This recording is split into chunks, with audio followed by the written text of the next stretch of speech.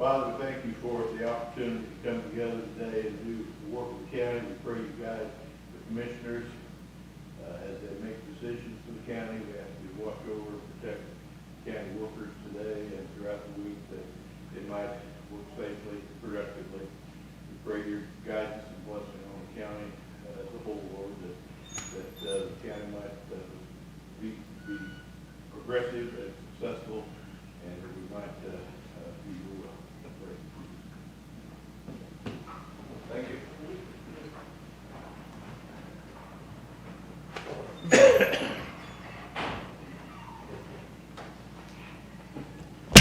I'll make a motion to approve our minutes. Second. In favor? Aye.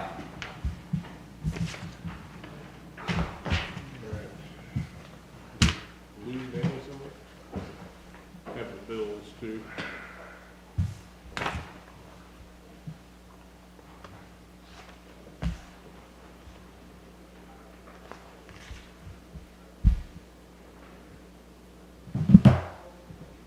In the amount of $360,000, $360,783.57. That's your motion? My motion. I'll second that motion. Motion is second for Bill? bills, 360. Move and second, all in favor? Aye. Alright.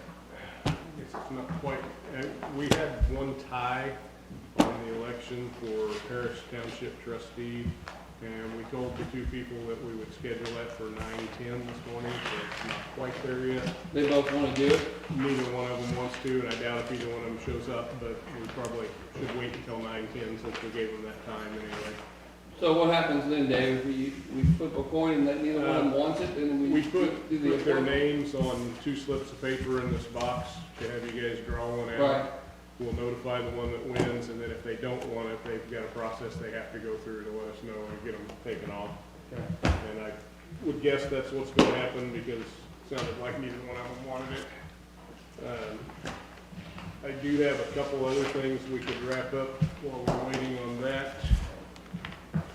Last week, you approved resolution 2020-18 on the countywide day of appreciation, and we had a couple of typos and things to clean up, so I have a copy for you to sign today that's been corrected.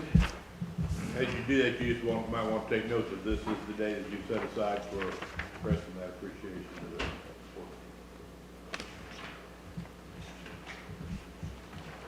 So we passed this, we don't need a motion, we just need to sign it, right? I think so. You've already approved the resolution, so you just sign it, but you may want to make a seat or something. Is Tisha coming in? Well, that's the emergency management and the health department appreciation. And of course, I want to mention Dr. Allen or everything he did too. But anyway, greatly appreciate the extra effort you put in. I guess you're back safe, right? No event, no problems. Long trip, 13-hour drive each way. Did it 2 days. Well, that makes it for a long trip. You want to just kind of wait and see if she shows up, and then we can read this when she gets here, and then if not, we'll just read it. Sure. You good with that? I have a couple other things I need signatures on from Danny. The district court budget and the conservation district budget that are approved with our county budget, they both need forms that are signed that go into, in one case, the court system, and the other case, the Department of Agriculture, showing that their budget has been approved. So, this is it's nothing new. We do this every year for them. So, Danny, I'm gonna need you to sign there on that one, and up here on this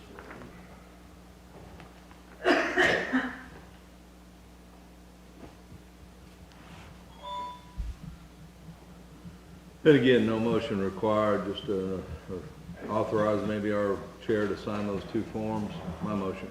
Second. Move second, all in favor? Aye.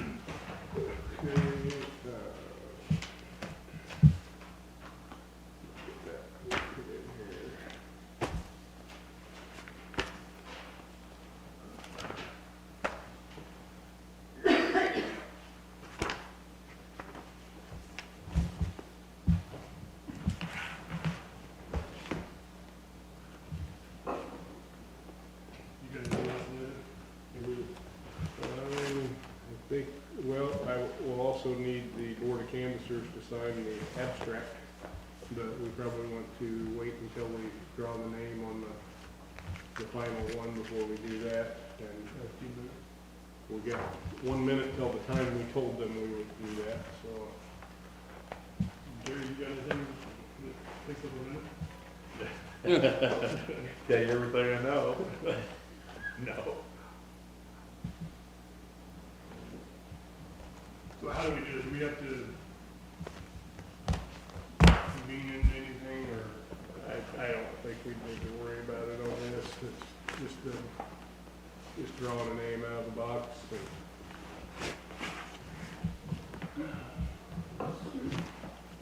We gotta be, as soon as this time changes on here, we're about there. Hang on, Bobby. Who you want to draw the name? Somebody out there? Sure. Bobby can do it. All right. That's what I hired him for. How does, so even if you get wrote in, like say someone writes you in and you win or whatever, it's a tie like that, you still have to go through the whole procedure of getting your name off there? Yeah, there is a procedure they can go through if they don't want it, and Cindy told me she's talked to both of these people, and neither one of them want it. So I'm fairly confident that they will probably request to not be on the ballot. This was for, and I am showing 910 now, Paris Township trustee. For a township office in a primary to be nominated to go on to the general, they have to receive at least 3 votes. We had several people that got write-in votes because no one had filed for this office.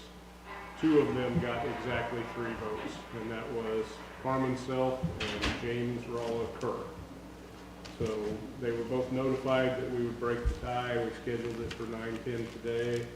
So I have 2 pieces of paper in this little box with one of their names on each one. So do you guys want Bobby to draw it then? Sure. Or Matt, Bobby. So if you want to just draw one of those slips of paper out. We have Carmen Self. There you go. Okay, so we will notify her that she has won. And then we'll go from there. And I was gonna say, probably she will decline from all I've heard.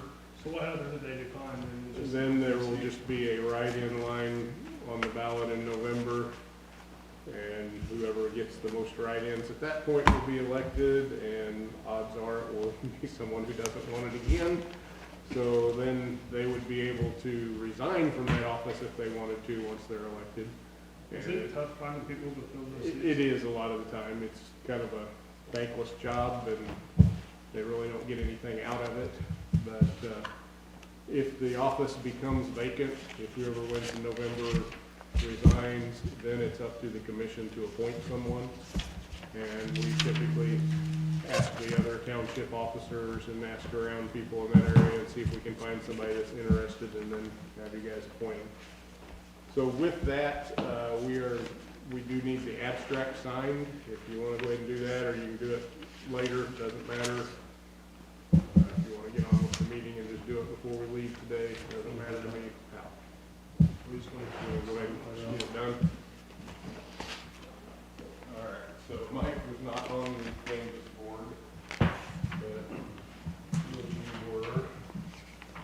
And I'm gonna have, I think, 3 places to sign. This first tab in here was just showing the tie between Carmen and JR, so they both show up for 3, and we'll make a note by Carmen that she won. And then we have these other 3 tabs. And just sign one of the lines that says canvasser on each one of those pages. And I will Courtney to sign as the other canvasser.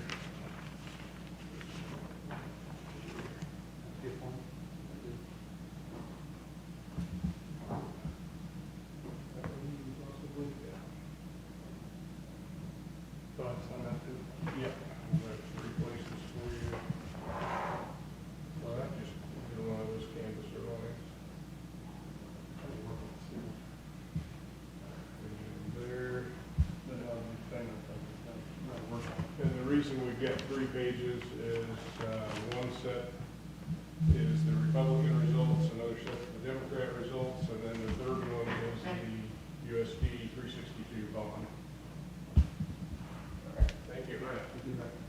All right, Bobby, good morning. Morning, gentlemen. Bobby Johnson, Linn County Undersheriff. Sheriff Friend's gone today. He's in Hutchinson at a training, and he asked me to step in and provide the sheriff's report to you guys. So right now we have 24 prisoners housed in. We have 15 in custody at the Linn County Sheriff's Office and 9 farmed out. Last week we took a total of 136 911 calls. We had 1,020 jail contacts. Emergency services had 363 calls for service last week. Linn County Sheriff's Office conducted 25 civil service papers and 27 VIN inspections. We opened 26 new criminal sync cases. We closed 11 of them, investigated 2 vehicle crashes, and conducted 69 traffic stops last week. Any questions? Yeah, Okay. just an opinion. We started out like a year and a half ago, we had an average of 50 prisoners a week. Correct. And it stayed in the 50s and it dropped to the 40s and now we're in the 20s. Any idea why? Yes, Besides the coronavirus, is that what we're gonna blame it on? well, I'm going to say it's because when we had a lot of people in custody, we released a vast majority of them because of the corona. Okay. And now that we are still providing reports to the prosecutor's office and to the courts, but nothing is moving forward in the courts. And when you bring somebody to the jail, the people who are housed in the jail for an extended period of time are one of 2 types of people. They're the type of person that's committed or has alleged to commit such a heinous crime that they're given a very high bond, and a lot of times they can't bond out of. Or the person who does not show up to court, and the courts issue warrants with high bonds because they don't show up to court, and we house them until they're housed in courts.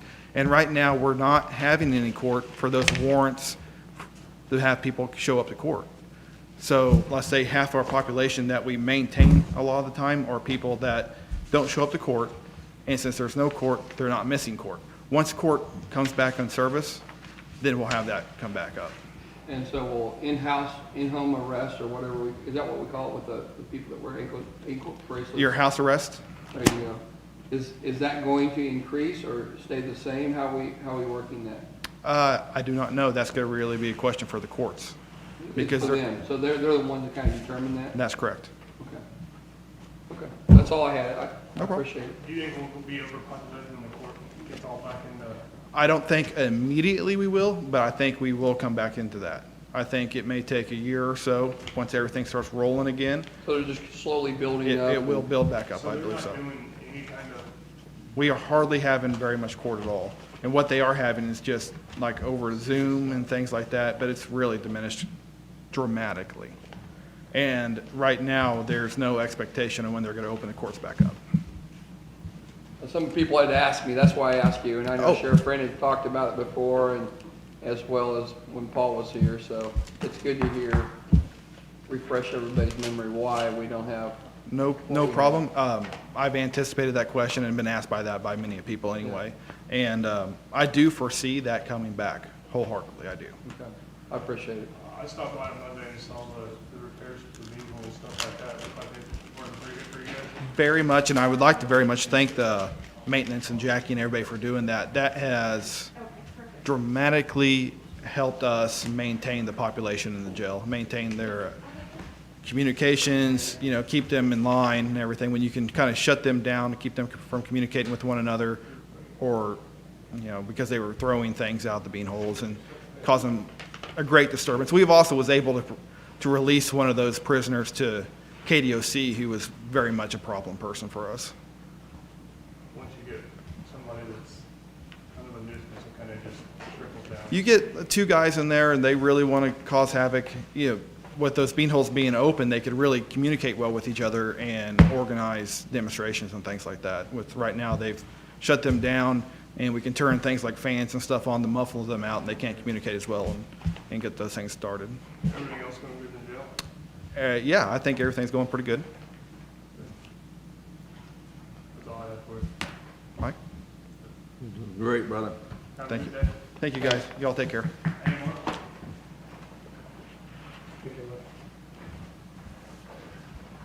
Morning, Commissioners.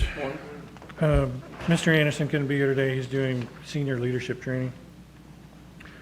Last week, we've done interviews for the open supervisor position, and we've got that pretty much nailed down, and the person is supposed to be contacted today to get that offer to him. Last week, we had 23 total page outs for us with 14 transports. We do still have a higher number of lift assists going on in some of the communities. For the month, we've had 71 calls up to date with 49 transports. So we're pretty much on track for projected numbers for this month.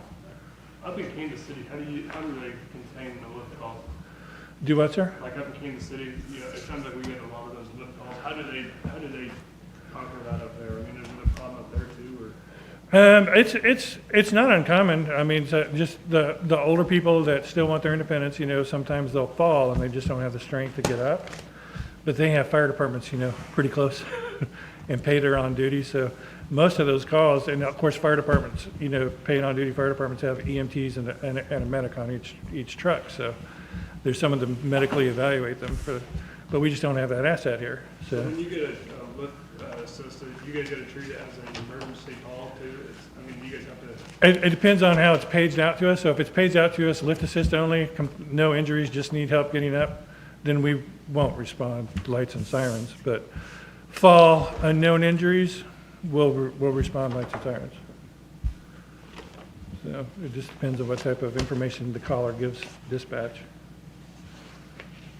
So. Is everything going good at all your stations? Well, everybody knows about Station 2. The Lacine station, it's you know, old and it's got a lot of problems to it. And, yeah, hopefully we can have. Everything else is, I don't know, pretty good. It's like the county maintenance guys are doing a really good job.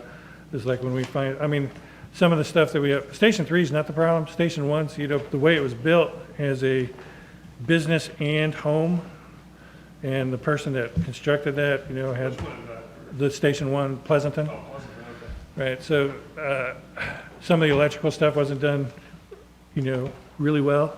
What do you guys do upstairs with that? Do you guys use it for training or anything like that? We do meetings up there, and we do training up there, and also the health department stores some stuff up there. That's their storage area. So, yeah, that's our big training area when we do training. That's all I have. But if you guys needed all that space up there, there's three bedrooms up there. 2 of them are not occupied at all; they're completely empty. Oh, really? One of them we have all of our training stuff in, and then the out area is like the living room. That's where we do our meetings and training, to where we have a TV up there and do all that kind of stuff. That's all I have for you. Thank you. Yes, sir. Thank you. Have a good day. You too. Tisha?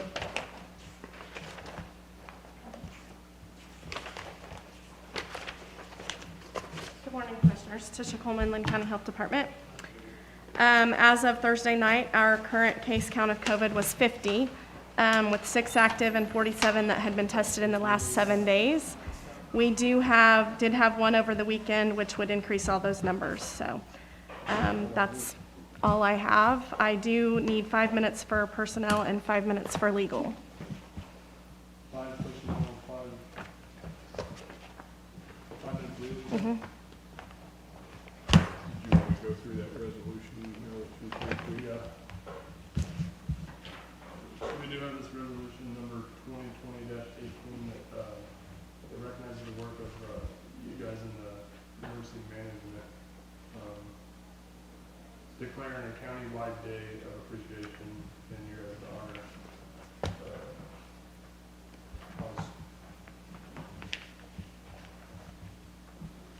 Maybe the really quick on kind of, you got anything else you can tell about? What did you say the COVID case were? I missed that. As of Thursday night was 50, and 6 active and 47 tested in the last 7 days, but we did get one over the weekend. So we've been kind of around the 50 mark for a few days, right? I mean, has it gone up a lot or no? 2 weeks ago, we went up 7 or 8, I think. if I recall. 46. Yeah, There's 46 roughly. yeah. Of the 6 active, they are all quarantined, is that right or not right? 6 active they would be under isolation. Isolation. Quarantine is someone who's been exposed. So did we have anybody that quarantined? Yeah, we have people who are in quarantine. Yes, every case is different, but with every case, typically there is someone who has been in close contact with that person and do get quarantined from that. Not every case, but we've issued quarantines, lots of them. Doug, you want to share with us, and then we'll do this resolution.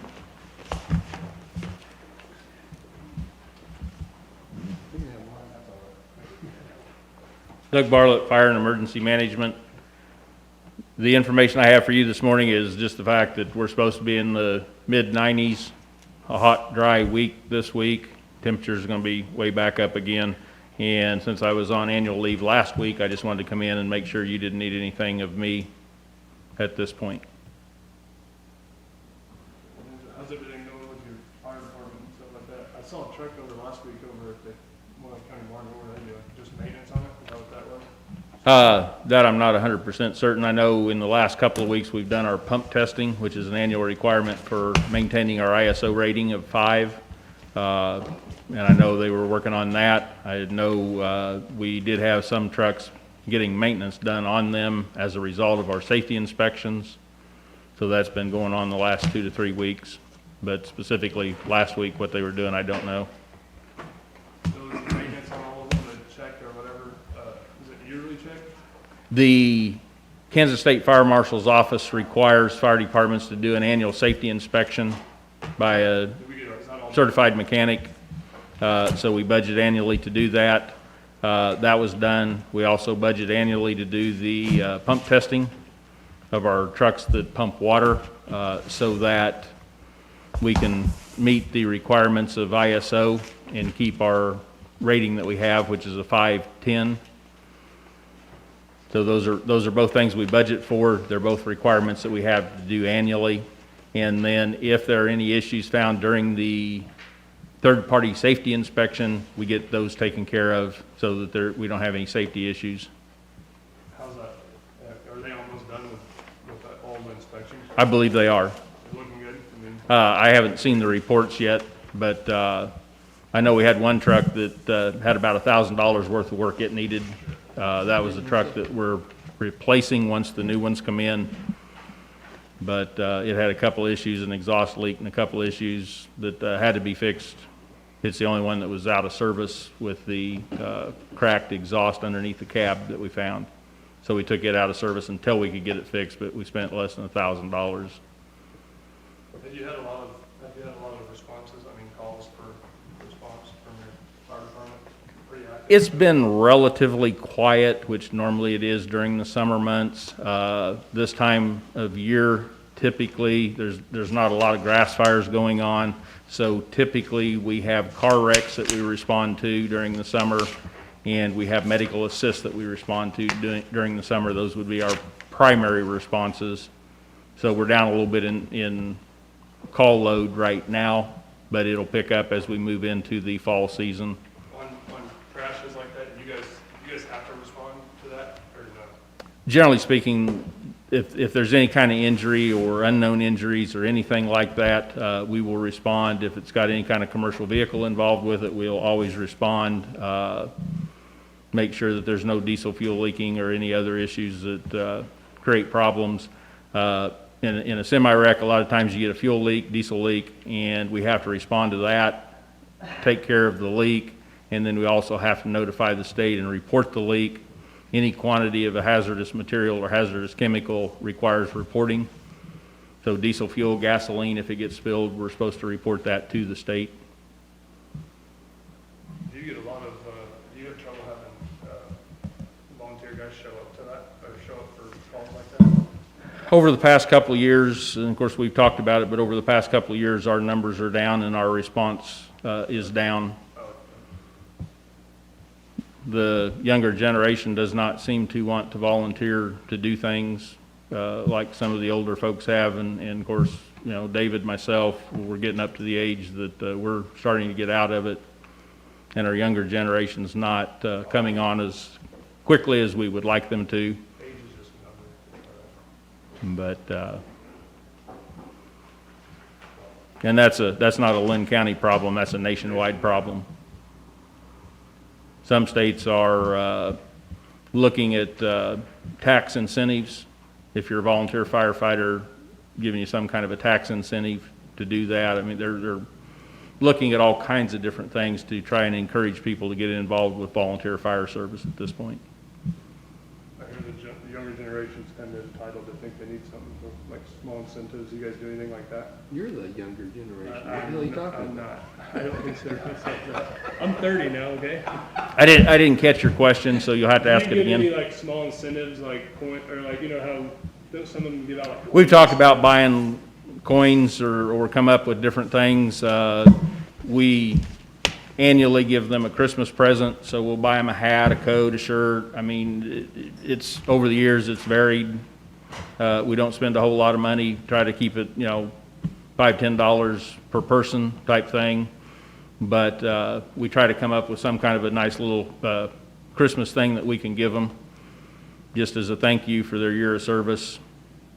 They have a retirement fund too as well, right? There is a fund that's done through the state insurance program.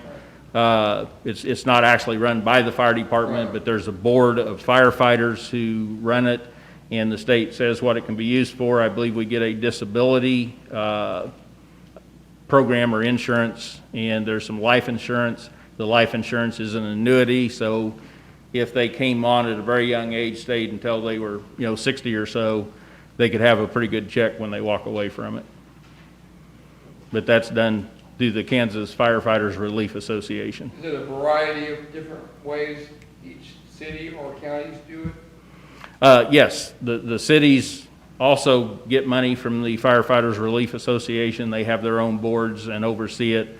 There's just certain types of insurance that are eligible under the program, so you have to do something that's approved by the state with regards to the program and the benefits you provide, but there are some benefits provided to our firefighters through that program. And the money, a certain percentage of the money we pay in our insurance premiums for our houses and businesses and so forth goes in to pay that, and then it comes back based on some formula to the departments. Gotcha. So, like the county and the town of Pleasanton, and they have two fire departments that are a county and a town. Do you have firefighters that are on both teams, or how does that work? There, a lot of times, the same firefighters are on both the city department and the county department. In Pleasanton, it's about 50-50.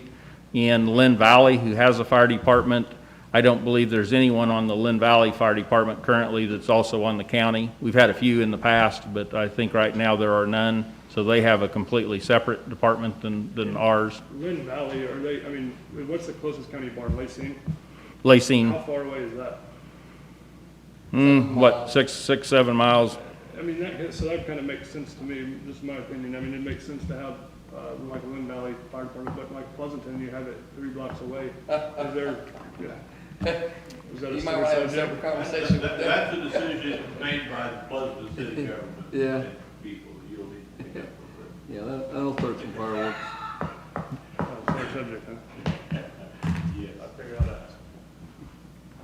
Yes, there are two departments there. There are two departments in Lacine as well. And of course, Lacine City and County share our county fire station, which was done 13 years ago, where the two would share it. No, or Mount City used to have one, but they combined into the county, right? That is correct. Mound City came to the commission, 4 or 5 years ago now, I think, something like that, and said they were no longer to maintain an active fire department.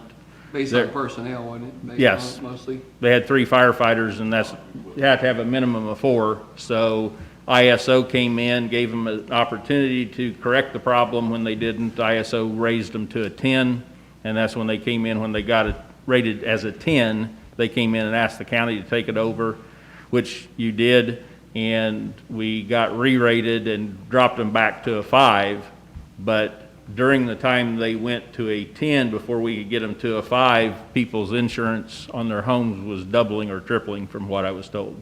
So with all the equipment that was in the Mound City barn, did it come over to you, or did they sell that, or how did that? The fire truck was old enough, it would not pass a pump test, so we did not try to deal with their fire truck at all. We just left that with them. The equipment that we could use was all given to the county in the process of the switch over. So we take control of that barn now, like the actual dwelling? No, Oh, we all we got was the truck and the firefighting equipment. We did not get their facility. And the tax base for it. What do they do with that facility now? It was a city barn where their road equipment and different things were stored in there. So it was a combined fire truck plus other city property maintenance facility.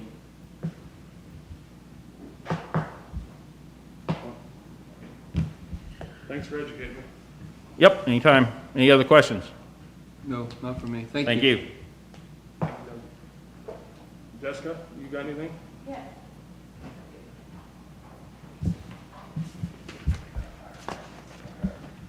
Jessica Hightower, Economic Development. All I have this week is a correction of the RLF that you guys signed last week for Handwritten Hair Studio for the CDBG grant. What happened was our grant administrator grabbed the wrong figure. She accidentally grabbed the account balance instead of the transaction amount when she was figuring the total. Commerce caught it, and so they kicked it back to have us re-sign it. So we've corrected the numbers, and I just need the same form re-signed with the correct figures on it. We just need a motion to sign the corrected form. That's my motion. Second. Move second, all in favor? Aye. Okay. So I need David to sign it.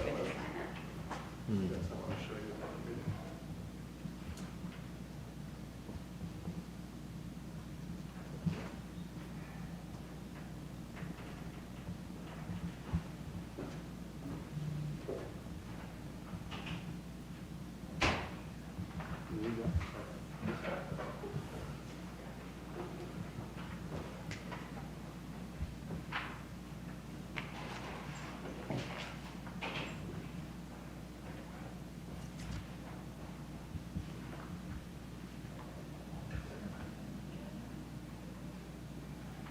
Seal on it too.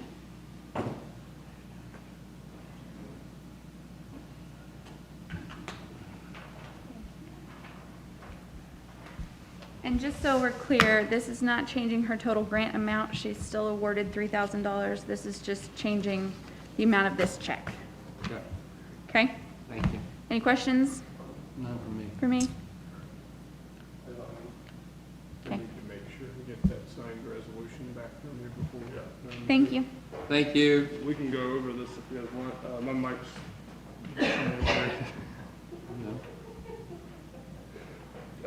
Here, give you one. Resolution 2020-18, it's a resolution recognizing the work of the employees of the Linn County Health Department and the Linn County Emergency Management and other county employees, and declaring a countywide day of appreciation in their honor. Doug and Tisha, this is kind of directed towards you guys and the work you guys do. And whereas the nation has faced a significant challenge and threat as a result of the COVID-19 pandemic, and whereas in Linn County, the other counties in Kansas and throughout the county has been a major part of the burden in action leadership in dealing with the pandemic, and whereas all of the departments and divisions of Linn County government have helped and sacrificed in the COVID-19 response and are due the thanks and appreciation of the county, and whereas in particular the Linn County Health Department under the leadership Director Tisha Coleman and Linn County Emergency Management under the leadership of Doug Bartlett have been on the front lines of the efforts and protect the citizens of Linn County and to minimize the efforts of the COVID-19 virus. And whereas the effort and hard work for the employees of the Health Department and the Emergency Management and that of other departments has been successful in limiting the impact of virus on the people of the county and keeping the county ahead of the curve and protecting the people the county, and whereas despite criticism and resistance by other members of the public and media, the employees of Linn County Health Department and the Linn County Emergency Management have worked tirelessly and diligently in the face of adverse conditions to the Linn County, or to serve the Linn County by providing care and guidance in opposing the virus, its impacts, and whereas it is a desire of the Board of County Commissioners of Linn County to recognize the hard work and sacrifice of the staff of Linn County Health Department and the Linn County Emergency Management and other county departments, and to express their appreciation for all that these employees have done for Linn County. Now therefore, the Board of Commission of Linn County, Kansas thanks all county employees who assisted for their work and support in responding to the COVID-19 pandemic and hereby declares Monday, August 24, 2020, a countywide day of appreciation for the staff of Linn County Health Department and the staff of Linn County Emergency Management, and hereby urges citizens of Linn County to express their thanks and encouragement to the staff members of Linn County Health Department and the Linn County Emergency Management for their hard work and sacrifice, and to offer their support for the further burden of work and sacrifice faced by these employees of COVID-19 pandemic continues to be a threat to the people of Linn County, or to the people of the county. Yeah. Thank you very much. Yeah, we appreciate you, thank you. Thank you. It's been a ride, that's for sure. We're not that. Why do you not know that?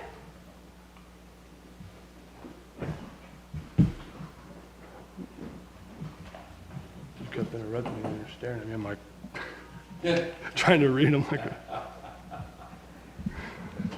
that's me. thank you, guys.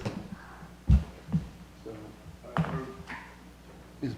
we're going to open it up for public comment. Anybody got any public comment?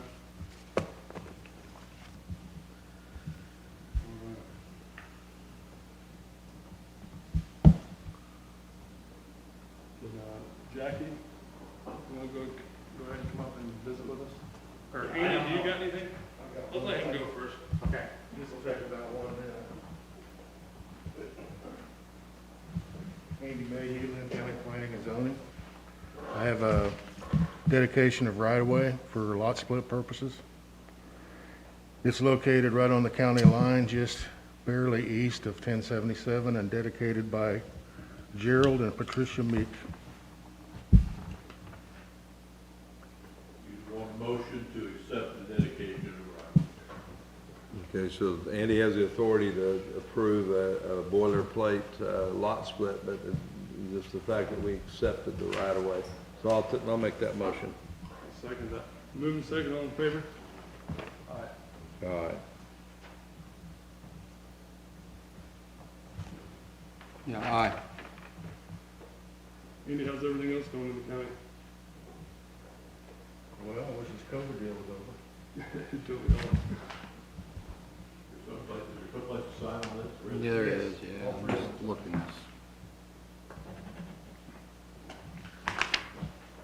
Yeah, I'd like to get a comp plan and zoning stuff going. They're kind of just trying to catch up, probably. How they talk to you? I reached out to them last week. I haven't heard back from Dave.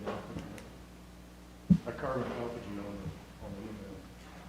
I think I remember seeing something from you. I didn't open it yet.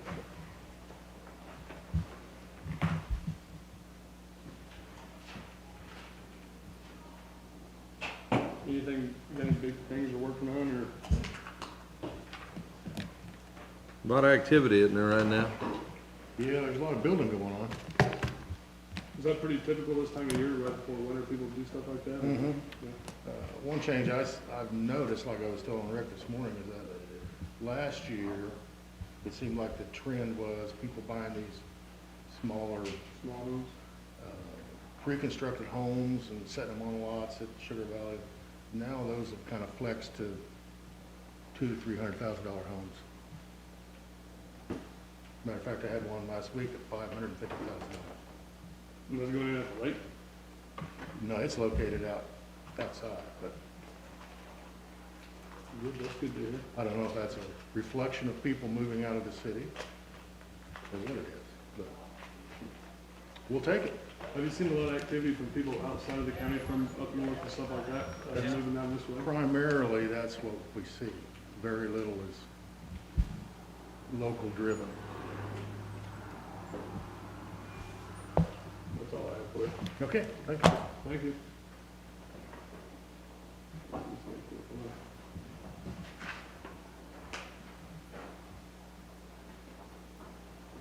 Yeah, Jack, you go ahead and come on up.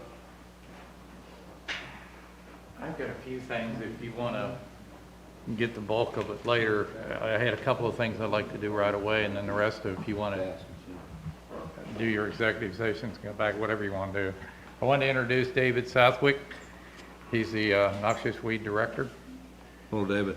and I wanted to bring him in to introduce him. And I didn't know if you want, this is going to take a little bit, and I'm waiting on a phone call that's going to explain more. Do you want to do her first and have me come back, or however you want to do it? Or you Yeah, want to I just? mean, yeah, I don't want to rush you. We can do that. What are you guys here for? Are you guys the, Rural Water One Rural on the Water agenda One. at 10:30. Go ahead, knock them out. you guys want to go ahead and go, and we can get you guys? You want to sit here for 45 minutes, or you ready to go? Oh, wait, that 45 minutes, I don't mind. Okay. All right. Well, we're going to go into executive session with Tisha. You needed 5 personnel and 5 legal, right? And I need 5 for trade secrets. And 5 legal, please. Did you need? Probably good to have 10 minutes for legal issues.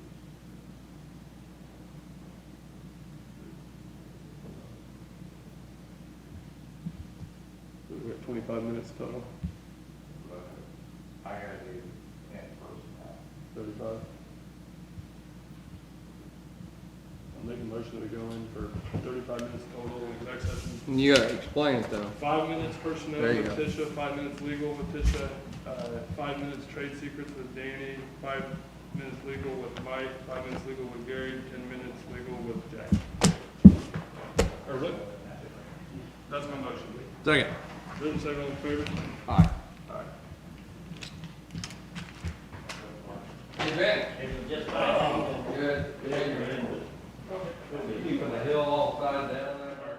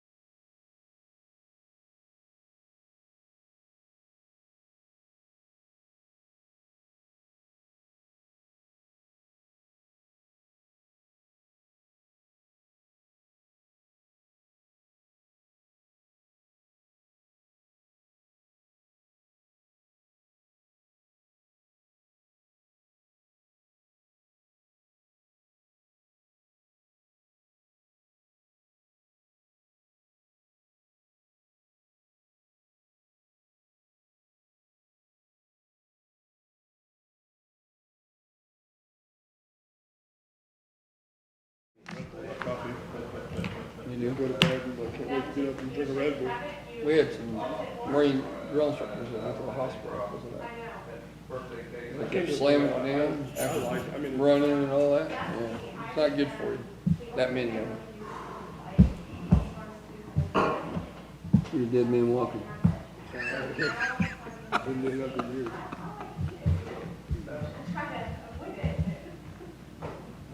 Gary, where were we at? We didn't, Sorry? where were we at? We didn't have any action. No, there's no action out of that, let's see. And we didn't talk to Jackie, we wouldn't let him in. At some point, Ran out we of can time. go back in and take care of Jackie's stuff, but we didn't get around to that. But you may want to, close enough to the time, you may want to, if you want to, guys, so have somebody else come. You want that,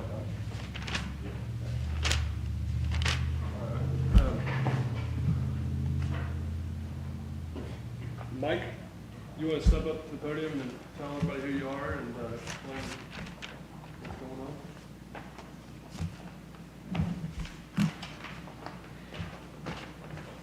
My name's Mike Ernst, and I'm with Rural Water District Number 1. The reason I'm here is that it's been years and years and years ago that Rural Water got a deed from the state of Kansas for the building that we're in. And then the next sentence, we put a roof on it, and as soon as we got the roof put on, the county come by and told us that, thank you for the roof, that they had a deed for the place too. So the deed was gave to two different people, the county and to Rural Water 1. Each one of us had a deed to the property. Okay? The county supposed to override the water district. And the state said as long as the county used it for county use, which was for the fire department, and at that time you had a lot of women coming to the meetings, and they was raising Cain about renting storage when you could use storage up there at the state barn there. So what I'm wanting to know now is we're getting larger and we need more space in there. And we was wondering if we could take and get those other two compartments there to put stuff in. We got a new excavator and trailers to haul it in, and instead of leaving our pipe outside, which we was wanting to put our storage pipe on the inside instead of letting it weather on the outside. So we was wanting permission to go on and use that other side too, if possible. Mike, do you know anything about, Gary probably knows more about the status of the deed and the title, but Well, Doug's here too. yeah, basically the situation is the county has, as you said, the county has a deed. If the county ever ceases to use it for county purposes, then it would revert it at that point to the water district. That's the way it's set up. I don't think the water district folks understood that when it came out at the time, but I think that's the way the state intended it to work. But nobody knew what they were doing. Right, and that's why we put a new roof on it. We thought we was in control of it. So, as long as the county has use of it, and, it's not defined what that means. It does not say use for fire department, for example, it just says county use. As long as the county has use of it, then the county still has control of it. If the county ever ceases to use it, it becomes there. I think you're using what, 2 of the 4, are there 4 bays there? Yes, sir. We use 2 of the 4 bays now. And Yes, sir. The county's making use of a couple of them.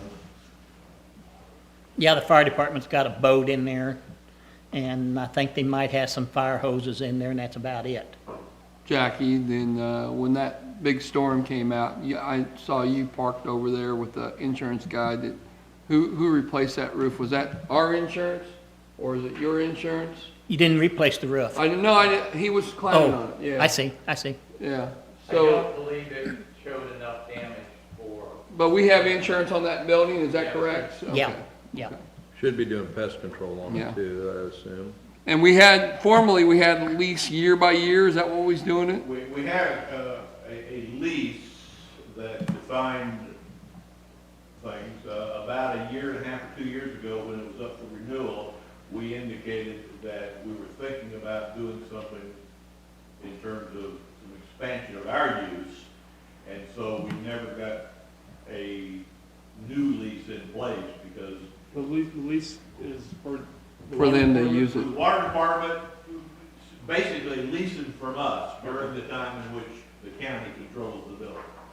And it's always been used to spell out who's gonna take care of what. Right. So we've been operating basically just under the terms of the last lease, since then. We probably need a new one then. Although technically it's expired.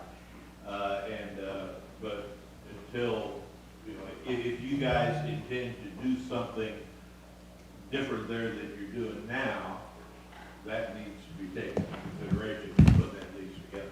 Yeah, Mike, I don't know if you are aware that the ambulance barn in Lacine belongs to the township there. And that's something that that's where our ambulance is parked. Right. And that's where they operate out of. And if you go in there and you looked at the conditions that those individuals are provided, one bedroom, and really considered one bedroom because you have to walk through to get to the second bedroom. There's no other access into that. And they have males and females staying there at the same time. Not an ideal place. And there's been some roof problems and some condition problems. It's an old rundown garage. So there has been some talk with us about whether we should try to relocate the ambulance barn to there. That way Linn Valley would be closer to Linn Valley because it's about 2 miles out. It's 2 miles closer to Linn Valley. And still within probably 200 yards of the city limits of Lacine. So that was something we were working on as far as using 1 or 2 of those bays to park those ambulances in or ambulance in, and then there would be a living quarters to the side of that. That building is just, it's a rather disgusting building. I probably, it needs to be, something has to be done sooner than later on that building. Okay. And it's not ours to go out and redo. It's just an old garage is what it was. The house they tore off years ago, and you know right where it's at, by the Christian church there. So that was my thought on it, and I talked to Mike about it, and I talked to Vicki about it, and Danny hasn't been on the conversation because we haven't talked about it a lot, but that's where I'm at on it. So right now, I'm not willing to give up any more space because of that reason. That's the only reason that I have for it. Until we figure out really where that ambulance has to go, where it's best located for our residents in the northern end of the county. So that's my reservations about it. Mike, you got anything on it? Yeah, I think whenever we were discussing that lease, what we were trying to figure out at the time is how to manage water. Is this all under one roof? Could we share some water? The conceptual drawing that we put together showed an ambulance being all the way to the west end with a breezeway, with us still utilizing at least one of those bays for an ambulance, and then I assume the other one for the fire department still got their boat there. I know and that kind of reason something up that's been contentious with the city and the county fire barn being combined down there, that you guys are using that space. So that was I think you were gone, but I got set in on some Linn Valley meetings there a while back where they were pushing to get yet another ambulance maybe inside the city limits of Linn Valley. And at the end of the day, it was obviously not something that they could afford. We didn't feel like we could afford. Right. Hopefully, part of the compromise was to put something on that side of the community. There are some other ground out there. But most of that, as you know, is access to the state. And even part of the sewer for that building, I believe, is underneath that state parking lot out back. Exactly. Yeah. Not all of it, but part of it is. But we have some more real estate that could be reverted to. I don't remember the lease, but it's like a triple net lease we have with the water district. I know you have a diversion area. They take care of the utilities. Right. I believe the lease reads that you do some of the everyday maintenance on the, I can't remember. No, we just take care of our own, the water, the gas, the electric, and you guys are supposed to take care of the, any glass breakage or anything that need to be done otherwise, and it should have a hot water tank and a furnace and all that, and we never used it for the simple reason it cost too much to replace it, and you guys didn't want to replace it the same way because it's costing too much money. So we just put in a window unit that was air and heating for what we needed. And No you more have space. one employee part-time in there? I mean, that's a bookkeeper or whatever? Yeah, she works there And then- full-time. When you guys show up every day or whatever, you go right out to whatever job site, is that right? Exactly, yes, sir. Okay. How did this begin, Doug? What's the history on it? Did the fire department have the whole thing for Fire storage? department had the whole thing, I think for the most part, although I believe maybe you had an office space in there, it's been long enough ago. How many years ago was that, Doug? I wanna say it was about the time I started as the fire chief here, that the building, What year is that? that would've been 87, so about 88, I think, or excuse me, not 88. It goes back farther than that. 2008. 2008. I think it was around 2008 that agreement was done with them. That's about the time I think the new fire station there in Lacine come online, and the city and county worked together to get it online. Once we pulled our equipment out, then I think that came fairly quickly thereafter. I think you guys had an office in there while the fire department was still there. didn't you? Yeah, we had one, at that time, we still had one or two bays that we could use to put our equipment in and park our truck in. So your use actually predates the time that the fire department left. Yeah, Well, yeah, they moved into their new facility with the city. Was Herb on the water district when they got that? Yes. Was that how that began? no, he was commissioner. He was on the commission? He Yes. was never on your water district? No. Okay. So apparently the water board approached the commission and said, hey, can we use this space? Yeah. Okay. And the way I understand it too is the state said that it had to be a county facilities that used the stuff. Now, is the ambulance service considered a county? Sure. It's owned by the county? No, it's not owned, but it's a contract that we have with them. Right. Yeah, that's the way I understand And for it. the Our citizens. contract with them is we have to provide a space for them, and so That's we it. own a building in Pleasanton we use, we own a building in Centerville we use, and we own, right now we're renting one in Lacey that we use. Yeah. Yeah. Okay. That new building out there off of Vale, off by 69, is that your building? Is that the water, what is that? The Does that booster belong to pump them? station, that's what belongs to Wholesale 13. Wholesale. Okay, I didn't know The that block was you building, guys. across from your drive? Yeah. Yeah, that's on 13. So that was my reservation about it, is because we don't know exactly, before the building falls down, we need to figure out, because and that's not even an exaggeration of the condition of the building. We gotta do something soon. It's just a horrible building. So See, and that, our trouble is, we don't mind working on it, if we get it. right, But after we put the roof on it and didn't own it, and understand that we didn't own it, like we put $7,000 on the roof. right. But if you look at that though, and in fairness, Rural Water 3, Linn County, Rural Water 2, and you guys have got a facility, but they had to purchase and they rent an office in Rural Water 3, of course Miami and everybody else, but you've had the facility for 15 years and you've had to rent it, I mean, even at a couple $100 a month, the $7,000 wouldn't be a big deal, but, so it's been cheap space even with Yeah. investment. Yeah. But I get what you're saying, and I don't think everybody, as a matter of fact, has made great efforts to keep from saying, hey, we could use this space, you guys get out. That's not at all what I hope you're not getting out of this, because this conceptual drawing that we put together on this is utilizing the west end of it. With it comes two challenges that I can come up with automatically. Obviously, well, the utilities, water, sewer, electric, how we're gonna get that taken care of. And, to tag onto a system that's probably underneath an asphalt might be a little bit optimistic at this point in time. But I think they were trying to utilize the other end of it and save some costs. The projection on being able to do that was $75,000 to $100,000 to put in a building. When we did that one in Centerville, Bigger. it was the same deal. We made it for a full LALS 2-bedroom transporting facility, but it's not yet. Even this year, we made a decision not to. So they're not trying to do that. They're just trying to figure out where all their facility issues. We've obviously got an issue with the jail and government offices, and the other two things that hadn't been addressed up currently, it was the health department and EOC and slash that's ambulance barn. That's a relatively inexpensive proposition. I don't see, is there another place we could do that somewhere? I don't know, probably, but I haven't looked at any place else. So I don't know, I guess until we get that resolved anyway, I probably wouldn't be interested in saying, okay, let's forget that. But I'm only gonna be here a few more months, so.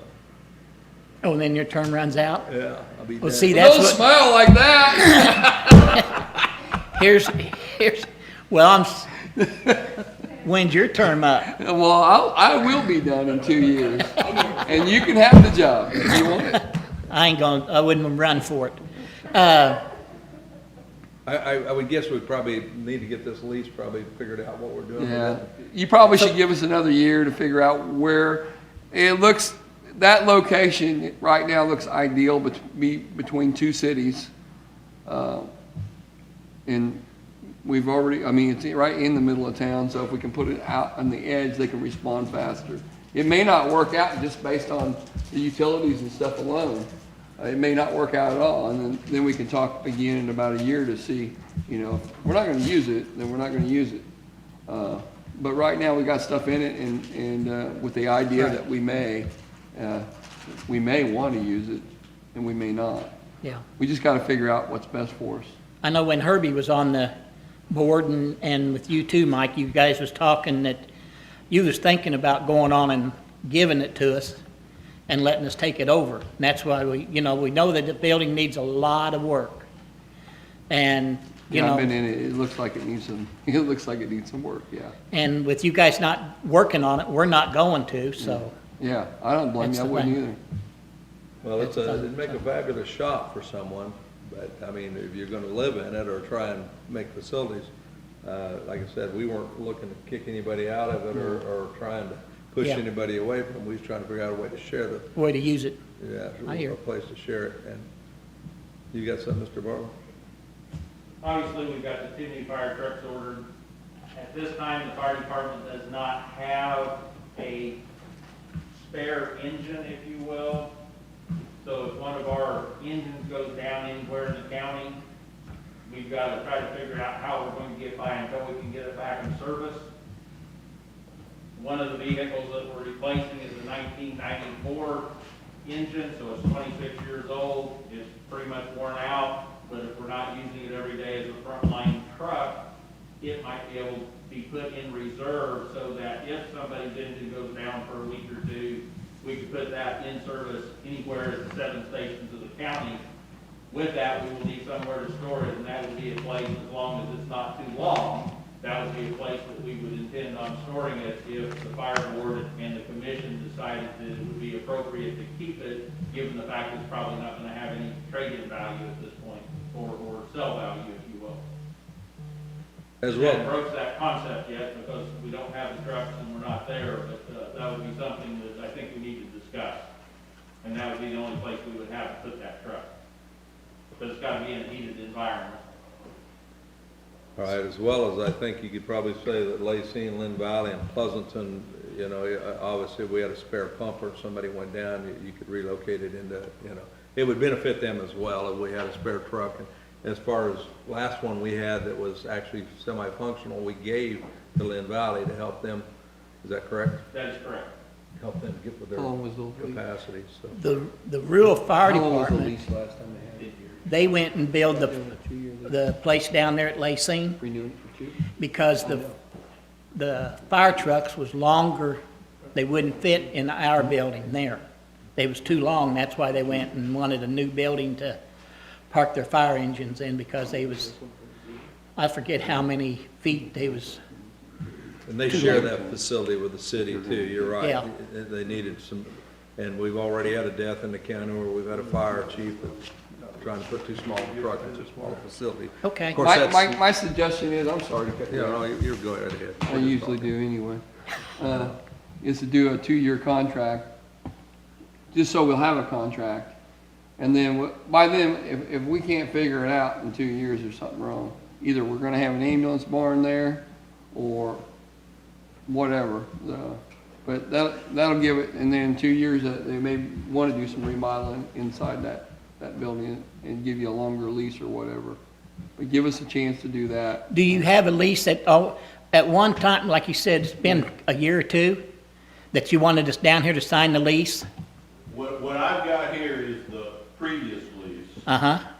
and we can just change it to a 2-year lease and renew immediately if you want to, if you're willing to. Sounds good. Okay, now, it does say, I mentioned a while ago, and I thought, it does say that the tenant, besides paying the utilities, is responsible for day-to-day maintenance on the building. That's what I referred to earlier. And that the landlord is responsible for major repairs. Okay, so what do you consider Well, day to day? I guess that's up for debate. I would say if you've got a hinge that needs fixing, or a tear in the window. Door handles, Tear in the that's, window screen, that's day-to-day maintenance. If you've got the roof blown off, that's major repair, and the line falls somewhere in between there, I'm not sure where. Right. And the net lease of it is $1 a year, is it not, or At is least it? $1 a year. Yeah, so they're giving you the facility, Doug, but. would you have- Cash only now, $2. Doug, go ahead. The other thing that's in that document that obviously is important to us is a requirement for them to provide propane into our end of the building. Obviously, we're not keeping it at 70 degrees, it's kept just above freezing, but that would be important to make sure that stays in there, otherwise we're gonna have to bring in propane, run it ourselves. Okay. We use a very minimal amount of it, just keeping things above freezing when we've got a truck or something in there, but we would wanna make sure that stays in there. All right.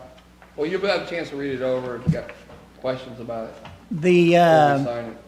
and we wouldn't have no problem I mean, we keep the propane tank full all the time anyway. Our trouble is if you do make it with the facilities for the ambulance and quarters for the ambulance, we do not want to furnish heating for them. Sure. That would totally change. Yeah, okay, We get to that, we just renegotiate everything, yeah, because that's gonna change the outlook of the building and people and right. conditions of the building and everything else. I'm Okay. assuming you guys probably flush, I mean, really don't even have a break area. You flush the toilet maybe 5 times or 10 times a week or something like that, maybe. No, she uses the toilet all the time. Well, I mean, she's there part-time, right? No, she's there Our meetings are at going right downhill. 8, Got that out on the internet. 8 or 9 o'clock till, most of the time, she's supposed to be there till 1 or 2 every day, Okay. 5 days a week, 5 days a week. Okay, and then the other guys come in the morning and Yeah. leave and this and that. Anyway, minimal usage is where I was heading with Yeah. that, so I don't know, that without knowing, actually Jack could produce the drawing of the sewer one time of that, and I think the lateral will actually go out into underneath some of that asphalt area, and also there's a 2-compartment tank here. I was thinking that that's where the tank is, Yeah, there's a 2-compartment tank here right in the backyard, there by the propane. right there by the propane? I didn't dig it out, but I can see it and probed it, I think it's maybe. We have plans to dig it out. We pulled up the old drawings, found it. I'm not sure if Bobby's got to it yet or not, but we're gonna come up and look at it and inspect it in line with the, ideas of putting an ambulance barn there. Yeah, because, well, right now, we don't have any trouble, because like I say, she uses the restroom all the time. The guys use it when they're in there, and it's being used, and we don't have any trouble with it backing up or having any trouble with the sewer at all. But we're only down to one, we only use one restroom, because we went and replaced the stool and the wash basin and all that in there, and we didn't want to replace it in both of them. Right. Are we wanting to amend that contract today? I'll have to get. And Mike's gonna wanna run it by us. Reds I can send this to, how do you want me to get you a copy of this to look at? You want me to drop it off by your shop? Yeah, drop it off by Aaron there at the Yeah. office. I'll do that. Yeah. Sounds good. And collect the money from her. Yeah, Okay, I thank you guys very much. thank you, Mike. Have a Thank good you. day. Thank you.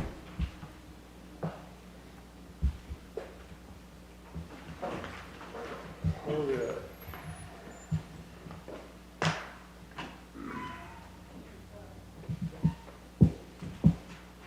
You wanna go, Did you already go, Jackie? let's go ahead and get you taken care of, Jack, and then we'll go into, did you have some time that you need to talk to us? And then about that time, it should be time for Seymour. Jackie Messer, Public Works Administrator. I didn't jump into that conversation, but we have been doing the windows and the storm and stuff like that. We have been doing some of the repairs. You replaced some of the glass. Yeah. I did have, I got a bunch of little odds and ends here. On the noxious weed, we purchased a truck last year, and we never did put a new tank on it. Right. I got some quotes. I got the quotes back in March, but we only had one viable bidder who answered it. So I called the other day and I asked for an updated bids on all this stuff. I looked at going about it about 4 different ways. One, we have the old tank. It's 40 years old. You say 40? 40-year-old tank. But the sprayers were handmade, basically, weren't they? Hooked up to the truck with hoses and hydraulic. They're adapted to the truck, Yes, but it it's is. a skid system. Yeah. The big question I is see what- the tank. Right. If you go with a fiberglass tank, it's quite a bit more expensive. It will last longer. You're talking about 40 years or more we've gotten out of this one. Just hit me with the money. Pardon? How much? Well, there's 2 ways to go. If we replace it with the same setup there and upsize it to a 300-gallon tank so they don't run back and forth as much, and the truck is a dually 1-ton, which will handle it, we're looking at $24,877 to replace that with a bean-type sprayer. The other option I looked at was to go with a poly tank, because poly tanks are a little bit more popular now. It's $10,000 less to go with a poly tank. Another thing is that tank is baffled. If you get off-road, you're not going to have as much worry. The poly tank's not. They're saying the poly tank's life expectancy is 10, 12 years, and then you're getting another tank. That's reading this. Would it not be ideal to, like, so say we kept that tank or whatever, I mean, would it not be ideal to have a small pull-behind tank on that truck so they're not making trips all the way back there? If we have a 1-ton? We do have a trailer, or we don't have a trailer. I'm trying to find a trailer. I do have a water tank already. It's a big poly tank that is excess from asphalt. We're going to move it over there. I just haven't found a trailer to mount it on Would yet. that save us a lot of time? It will save time, but right now, the way we fixed it short-term is we got a key out of Doug, and we're stopping at the fire stations and filling up instead of driving back right now. Yeah, there were some really bad decisions made Yeah. when they were driving, and emptying it out and driving it all the way back to the barn down We're there. not doing that, and I think Horrible. part of that is also going to be corrected too with a new direction that I'm pretty confident we've already had conversations on that with the new noxious weed. But the second to go, I'm not even looking at the 200-gallon tanks anymore. We have one exactly like that one that was refurbished back in 18, 19, and that was $11,000 to refurbish that tank. Again, it's a 40-year-old tank, This is 300 gallons or 200? 200 gallons. I want to go, we have 2 choices. What do we got that works now? Do we have two different One systems? just like that, identical to that, Not this one, though. not that one. And this will fit in the bed of a truck, but that new truck's a flatbed, right? It's a 1-ton, yes. So we could actually put a quite bigger tank. Yes, we can go with, the other one, I looked at 2 poly tanks. One was 300, one was 400 gallon. The 400 gallon was only like $38 more. So we could put a 400 gallon poly tank in there with a new system for $15,000. Does that include the sprayers? Yes, everything. The entire system for $15,000. The 2 major decisions that have been kind of a stickler, do we go with a 300 gallon fiberglass tank and the whole system for 25, which you've gotten 40 plus, you'll have 40 plus years out of the tank, or do we go with a 400 poly for $15,000 and have to replace the tank in 10, 12 years? It seems to me a horse apiece, but I want the higher capability. That's the reason we went with a 1-ton flatbed, to get more water on that thing, more chemical. And so I was looking. Did the state get on to us this year? Because I don't think we did a very good job at what we were supposed to do on the No, nozzles. we have not heard any negative from the state at all. We have gotten out there, and we did do some by contract. So we haven't done a great job, but we've been out there spraying. That's the reason I'm hoping to start the next year with both these trucks running, and with new leadership and new direction. We've gone through so many I know. noxious weed guys. It's number 4 for me, and I've been here 4 years, less than 4 years. It's number 4 for me. But the difference is, the state said, because I said, we're hiring people because they have a little certificate or 2. Can we train our own? Can we hire somebody for capability and train them? And they said yes. But they still have to get their license. Yes, which I don't think will be much trouble at all. We're also stepping into pesticide while we're at it. Some of the people in the past took 3, 4, 5 tries to get the test. I think this guy will pass it first try. So I would think we could go with the 400 poly tank, and that's $15,250, because going off-road, we still have the 1 tank that has a baffle in it. We could use that for off-road, and we could use this other one, and it's 1 tank in the morning, 1 tank in the afternoon. We wouldn't be running back and forth, refilling, or even trying to find a pony to set up somewhere to fill from. So I kind of would like to go ahead and take it down to Wichita and put a 400-gallon poly tank on it, do that system. It's $15,000. We do have it in the budget. It was set up last year to replace this tank this year. What conditions is the truck that's currently running? The second truck's gonna have to be replaced in 2 years, easily. I'm hoping to get 2 years out of it, because we used to buy 2 of them at the same time. Does it have a brand new unit on it? It has a rebuilt unit on it. Old tank, rebuilt unit. But to rebuild that unit is $13,000 to rebuild it.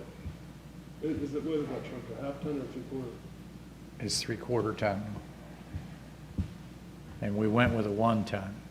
So I want to go ahead and just put a $15,000 poly tank on there, 400 gallons, so we can send 2 trucks out with 600, starting today with 600 gallons instead of 200.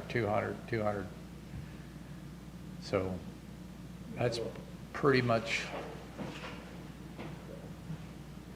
Doug, what's your input? I know you guys with the water district have fought how big a tank you can put on your brush rigs. Similar application. I don't see a problem with 400 gallon with a dual rear wheel F-350. That's what you've been, 400 gallons. but you found that your 3/4 tons were a little light Well, for, the 1 ton single rear wheel, 250 gallons was the biggest we could put on it. And not be over the GVW. Which county government is exempt that requirement, but if you were to get into a wreck and this weight and determine you were over, that could become an issue. So the fire department's trying to make sure we're under the maximum weight rating on the truck. So a dually with a one-ton dually with a, a one-ton is rated at 5,000 capacity. Do they have like units that are set up, like kind of like my pressure washing rig, do they have them set up with trailers like that? Already? I mean, ready to go, you hook onto it and go? I don't know. I never looked at a trailer because, On that, I can haul 600 gallons and, are you talking about to carry water or are you talking about to spray from? to spray from. Like if you had just a trailer unit to hook up to, that you could carry 2 tanks on it, kind of like, Yeah, but the trucks are rigged up with a console with the spray rig oh, I got you. and booms that you can deploy. Yeah, they got a corner boom on the cab of them, they run up there. Unless they just kind of do it while, okay. While they're driving. I got you. Are they actually movable where they can? Yeah. Yeah. When you drive, the seat will turn. Well, Obviously, you're recommending the fourth option here where you purchase a new system with a 400-gallon Yes, poly tank? poly. That's what your recommendation is? Yeah, the other one, the fiberglass one, like I say, it'll last a lot longer. It's 300 gallons. They don't go to 400 because if you go to 400, you have to jump to a 500-gallon stainless, and I did not want to do that. Is that 400-gallon tank, I mean, that poly tank, is it just a regular poly tank? If it's something happened to it, can we just switch it out for a new Yes. tank and go through the same unit? Pretty much. And you so you got gave me 2 different quotes that I don't understand. You gave me one, in the beginning, you hit us with 24,800. And then you hit me with 14,000, 10,000 less for a 300 gallon. And now you're saying 400 gallons, 15,000. $38 more. For which one? So are you sure on the price is what I'm asking? Right here, you got a 300 poly and a 400, there's not very much difference. Up front, there's no difference. Okay. I mean, definitely we'll go, I mean, Yeah. Okay. And this is that 400 poly, and this is 300 fiberglass. Yeah, I looked at this 10 different ways trying to figure out which way to what go. can we get out of this old unit? Are we gonna try to sell it? No, I would save it. Parts? I would save it because the tank on it is in better shape than the tank on the one we're using. So we could swap it out quite easy if that one started leaking again. They already got big fiberglass repairs on that one. The newer one? Well, it's 40 years old too. It just has new pump and equipment on the back. Now, is this just a shell that goes over the actual tank? Yes, that is the tank. That is, the shell's on top of it, but I think the bottom portion is the actual fiberglass tank with the baffles built into it. yeah, it's the same thing as what you got over there. I'd be in favor of going to the 400 poly. That way, you're gonna get half a day of spraying out of it before they even have to think about going back to the shop to fill back out. And we can we've talked about putting a tank somewhere. I just gotta get a way to, something that's gonna carry it, and I haven't found that yet.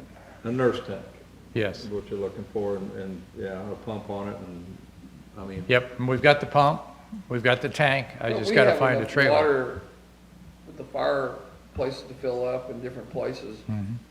They should never have to go back. Well, Carry the chemicals with them, right? Yep. Mix it. and that's, You know, you want to beat a dead horse.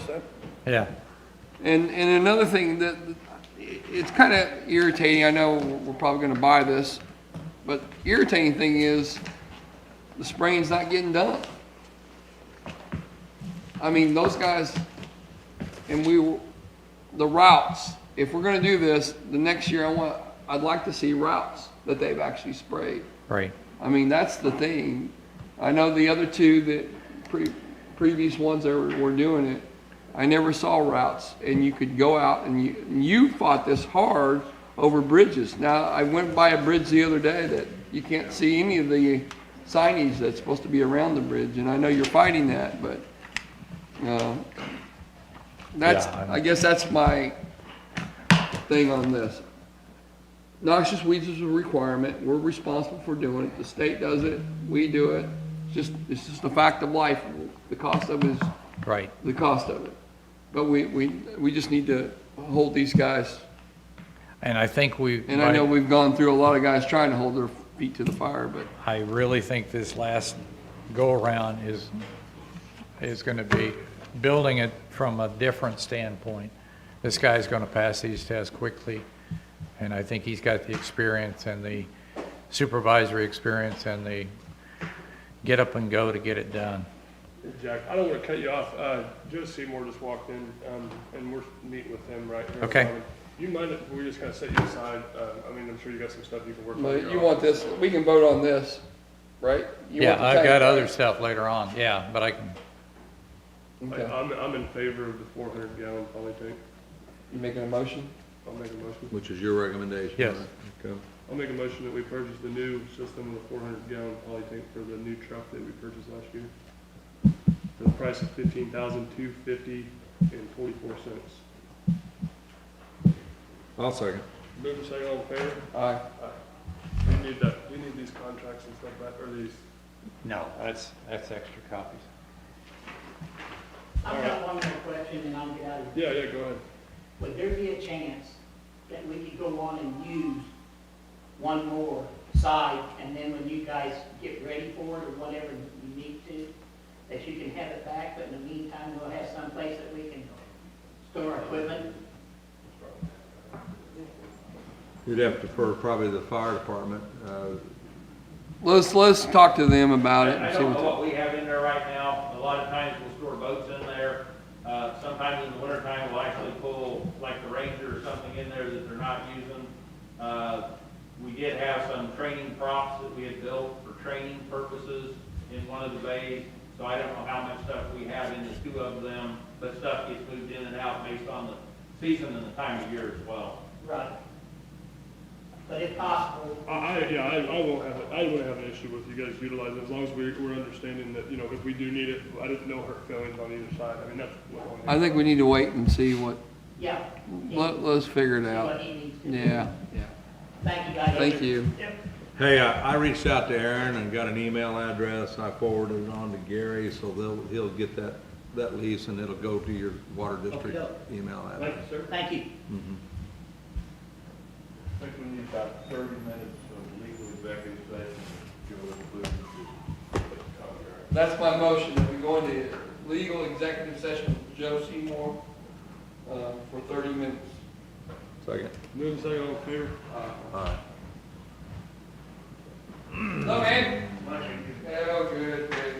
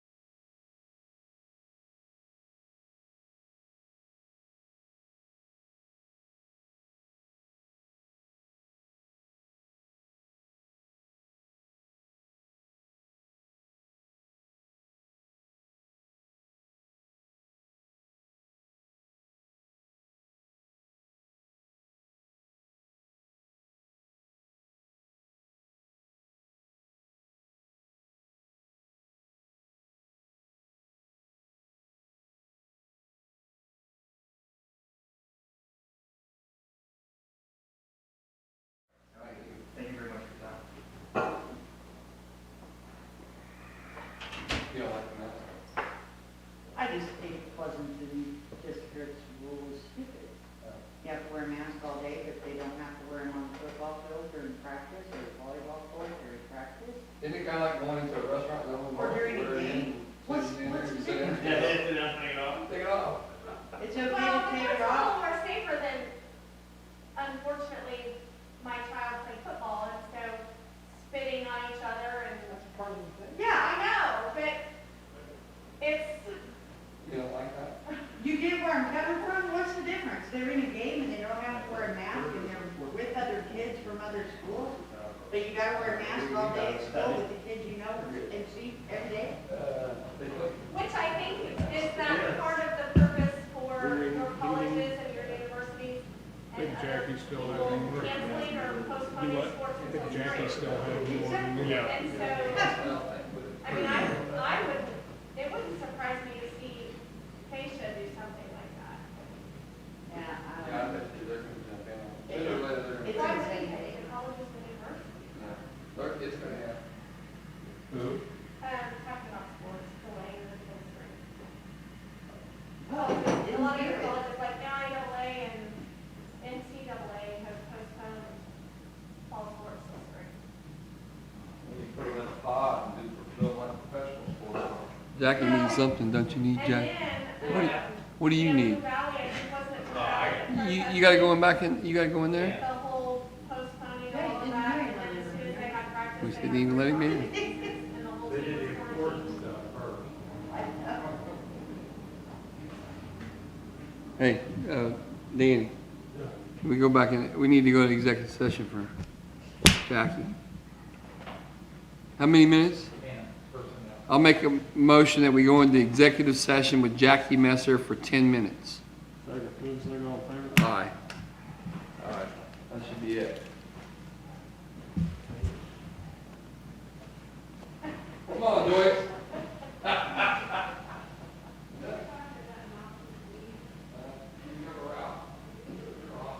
Well, not, Jazz, she's probably held hostage there, because she doesn't play every year. Plus, she's in choir. So if she wants to do any choir competitions or be in a play, she's got to do the 5 days in.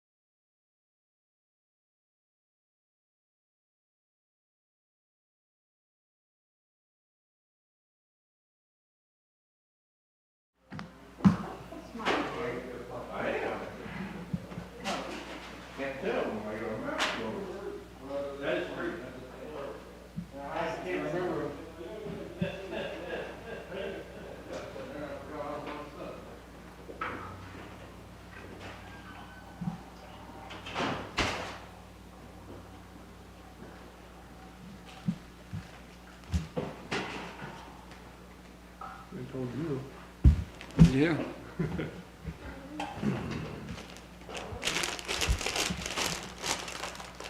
those things are bad for you. That's just unproven science, though.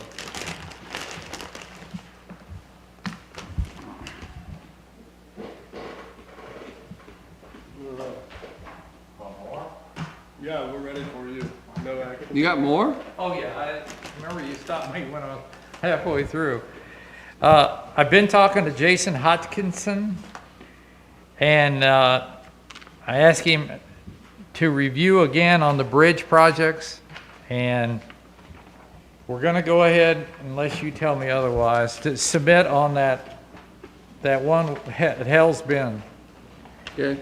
Because he reviewed it, and this is what he replied to me, because he said he talked to his bridge engineer again.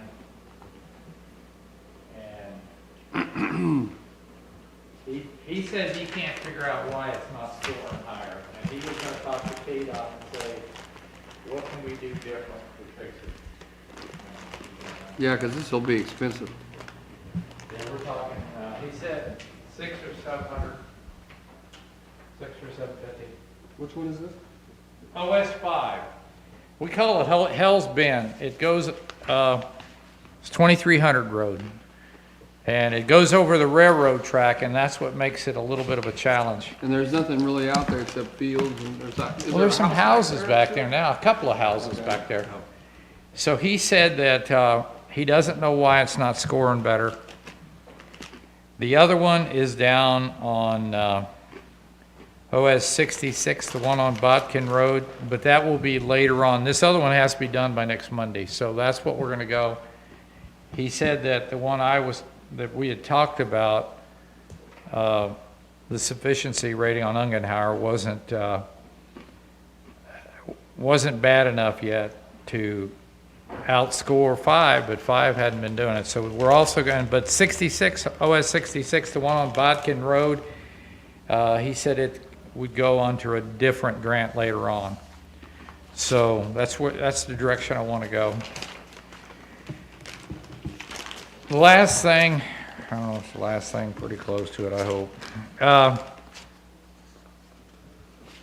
Last year, when we did the equipment replacement for this year, the stuff that I'd put on that separate sheet that I'd submitted, I wanted to replace a boom mower at Pleasanton, because that one's 25 plus years old.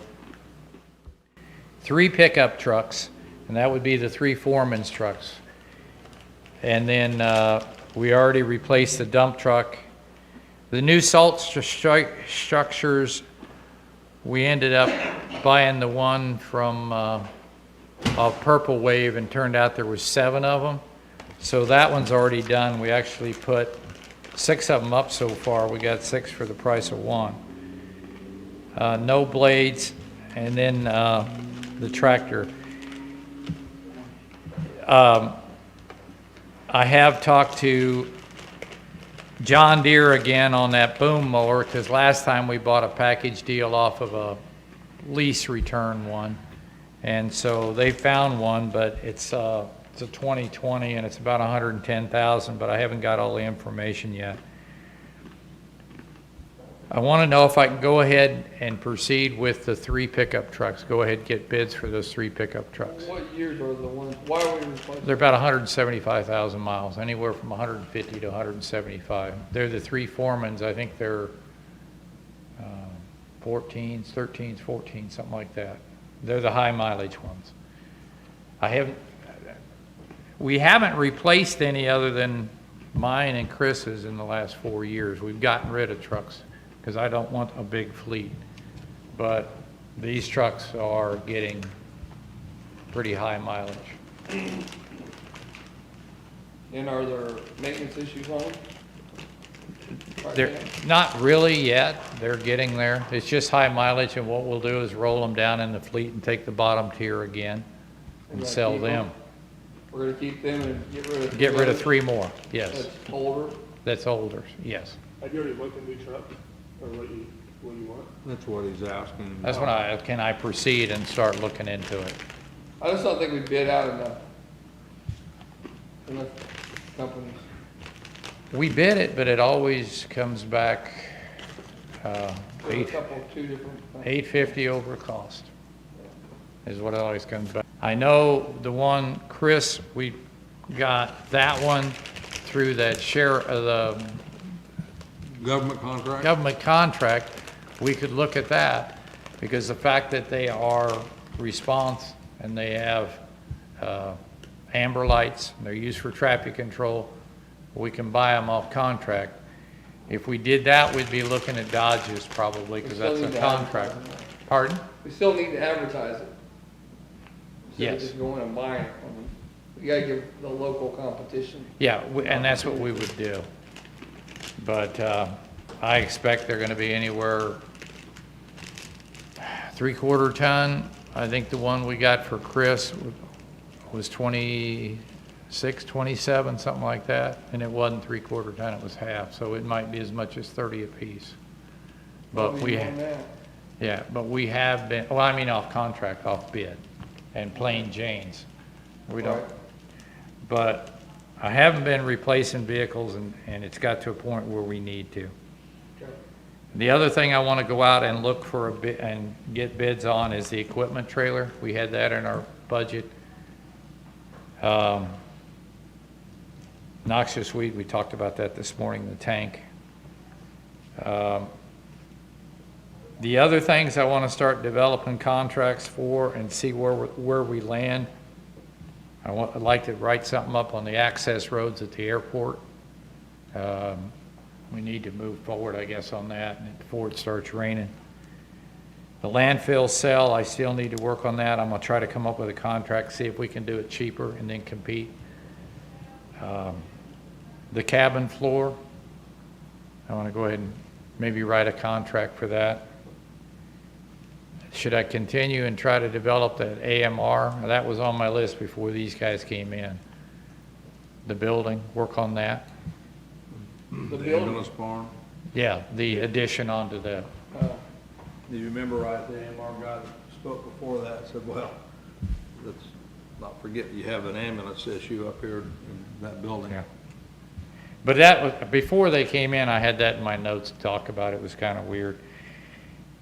And then the last thing I want to try to proceed with, if it's all right on contracting, is, now this is up to you guys, either 2 or 4 roofs. I want to take the insurance money that came back and see how far it'll go. I think it came back about $35,000 is what we got back on insurance. The park house roof is done. It has no life left in it at all for the residents. The shelter house, same thing. In fact, it's got rot underneath on the deck boards. Decking is bad on the backside. So I'd like to put out a contract for those 2 and then put additives for, are we putting a roof on that AMR building on Lincoln? About half of that that came back was for expenses on district court. too. Oh, it was, okay. Well, I guess we'll go as far as we can on it. 'Cause I forgot about that. That's where a big part of the expense was on that insurance. And a lot of it came back on the firehouse, but I don't think we'll be changing out the metal just because it's dented. I think it was $10,000. But the 4 houses that we have to look at doing something is the park house, the shelter house, the AMR, the one on Lincoln, it's owned by Lincoln Township, but I'm assuming we have to put a roof on it. That one's pretty Do we well. get insurance money from them? Yes. And then the community center, Lacey Community Center, same thing. There was a lot of damage on it too. I don't know how far we can go with the money we got, but those are some of the things I'd like to work on. Did you have money from the insurance to put the roofs on? Well, it sounded pretty light. I don't know. Can we contest that? Pardon? Can we contest Dave, that? can tell you. I got the printouts on what they've done, I can get a hold of it. A lot of it, they were considering cheaper buildings that were Yes. cosmetic damage, so it wasn't covered. $100,000 is, and I don't know why, they told me anything under 100,000 is not covered for the roof replacement. For example, the cabins all had roof damage on the not significant, but minor on the cabins, but they didn't rise to the level of a $100,000 building, so they didn't even look at them. So anyway, that's kind of what I wanted to touch base. I wanted to move forward on those, if that's okay, and see where we're going. Yeah, that's fine. And then the bridge, OS 5 on the bridge. That's all I had. Which should be enough, right? Have you got your new belly dump yet? Have I got my new what? Belly dump? You've been running. Yes, we've been using it pretty extensively. Here's our newest project. That's our glass recycling we've started. That's the cardboard. Yeah, I saw that in there too. I Looks sent like you you do the it notice, decently. that's the notice of that cardboard, but then I sent it to the guy that we're selling the glass to. He said, not bad, there's a little bit of trash in there, but that's pretty clean. So, we're only taking it down at the landfill right now, but they're gonna buy the glass from us and pay us mileage to take it to them. So I don't think we can get a better deal than that. But you're only receiving it at the landfill currently? Only right now at the landfill. I think some of the new recycle boxes have it. Okay. A lot of wine bottles in there, I'm not sure I know. But I thought that was pretty neat that we finally got that kicked off, and we're making some progress on it. But that's all. So eventually are we putting more of those other places?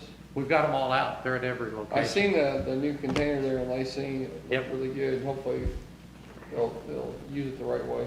Yeah, the other thing I'm gonna, You know, the tendency is, I collected it in this bag and then just throw the whole bag in instead of dump it Yes. out. They say bags are the enemy of recycling Yeah. because it gums up the machines. If you empty it out of the bag, it's Yeah. tremendous. Yeah. The other thing I was gonna look at, and I forgot to put it on there, was the boxes or the boxes or the trailers or whatever we decide to, is the most effective down there to stop or to start doing our own metal because we're not getting Right. what we need. So I'll be looking at prices on those too.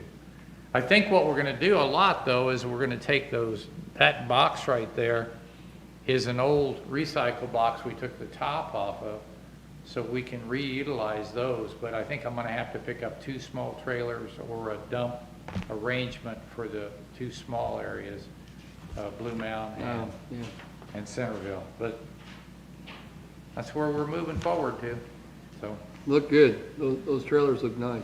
Yeah, and they're not dumping this massive mound on the floor and sorting it. People are doing a pretty good job of putting it in the right spot. Good. All right.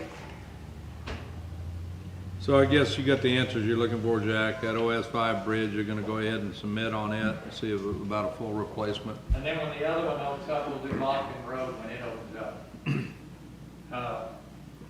The asphalt crew has done chip seal, so they're moving on to patching. They're gonna do some hot mix patches.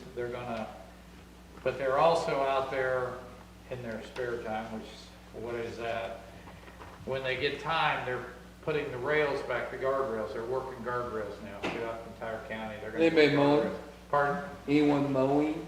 Yes, we've got, we're running out of time on our mowers, and I have one candidate that, I forgot to mention him. I had one young man who wants to do it, if we wanted to hire him, and his name Dalton McGinnis, and he wants to mow. Pardon? Yes. So, I guess I should have, slipped out of my notes. But if we wanted to hire him, the downside of him is he doesn't want to work June and July. That's what he said to me, I think you can work outside of like. If he turns out to be a good equipment operator, that won't be a problem, because if he can run the tractors well, that won't be a problem, because we'll put him on a boom mower through the off-season if he can operate this equipment safely and can learn it. I don't think I have an issue with him. He does custom hays, what he's wanting to do in June and July, so And so, I guess I should have asked, so that'd be all right to hire him and put him in a mower at, what's that, a 1021 rate, I think is where we are. Like I said, I forgot to put it in my notes. By out of time, you mean that they've worked enough hours, are gonna be approaching where they're not seasonal workers any longer? Yeah, I've got You're right, hiring him that way again? How are you hiring him? This is a brand new hire. yeah, 1,000 hours, it would be hard. 1,000 hour hire. Because I'm sitting here right now with Taylor, Mm-hmm. Robinson, Bill Miles, Barley go back to work? Carl, pardon? Barley went back to school, right? He's not working anymore? Yeah, he's back to work. But I have 3 employees that are almost at 1,000. Those 3 are almost at 1,000 hours. They only have like 150 or 200 left. So Carl's one of the most consistent mowers I got. He's got, I think, less than 100 left. So we'll be laying him off, so we'll have. I'll make a motion that we hire Dalton at the, let me find a wage here because. I've got it on my, in there on my desk. Let me, Okay. I can run in there. Find the 1021 on the scale. Let me go get it real quick. I don't remember what it is off the top of my head.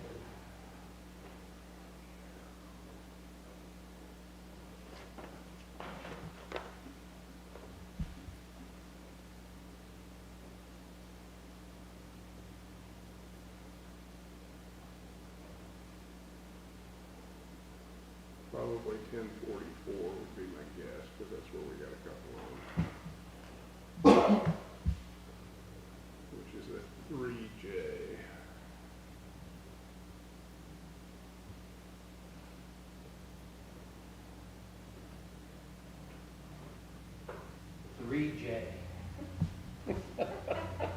They just figured it out.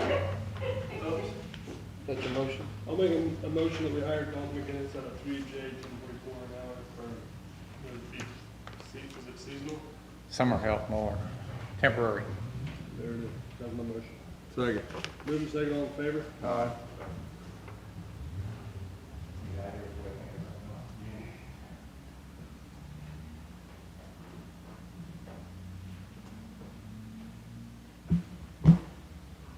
We got anything else? Anybody got anything? Nope. Still nothing on the fire board appointment probably? Did we put that in the newspaper? 2 or 3 weeks. Nothing, huh? Hey Doug, you haven't heard anything about a District 3 fire, and nobody even, Had no communication from the 2 after we ran in the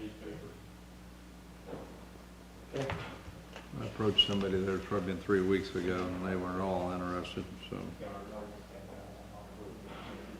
Some of those others will be coming up for replacement too. We're done with the health department. Ambulance, kind of done with that a little bit this morning.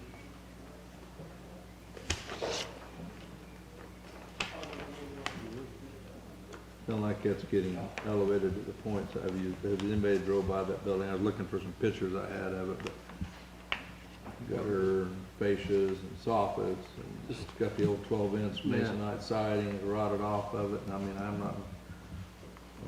I don't see how we can spend any money on it. I think it's, Yeah, it's elevation of the not- yeah. building is bad. Do you own that building? Now, the township Lacey, Quite frankly, we move out of it, it needs to be tore down, I'm sure, and we probably need to do that for, years.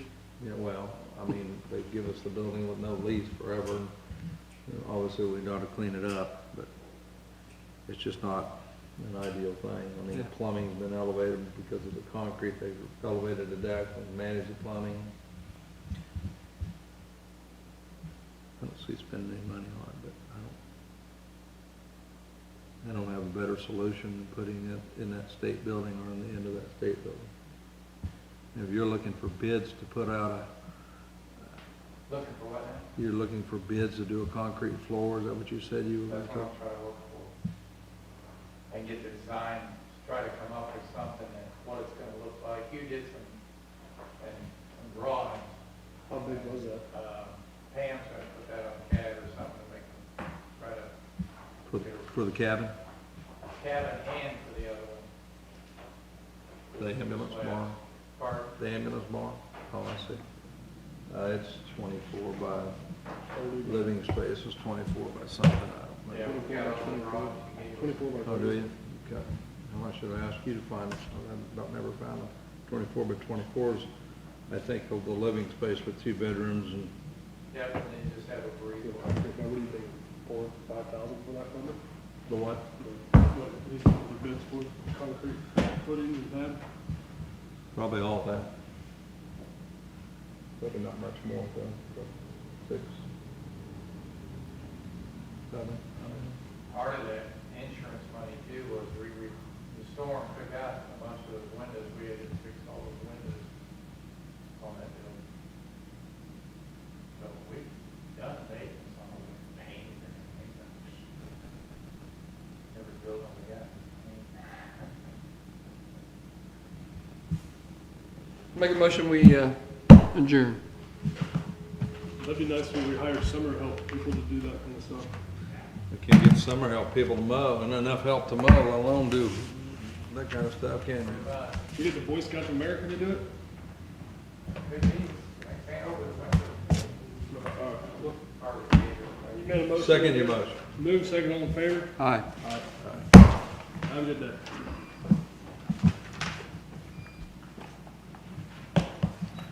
You and Tish, since you're here, want to talk?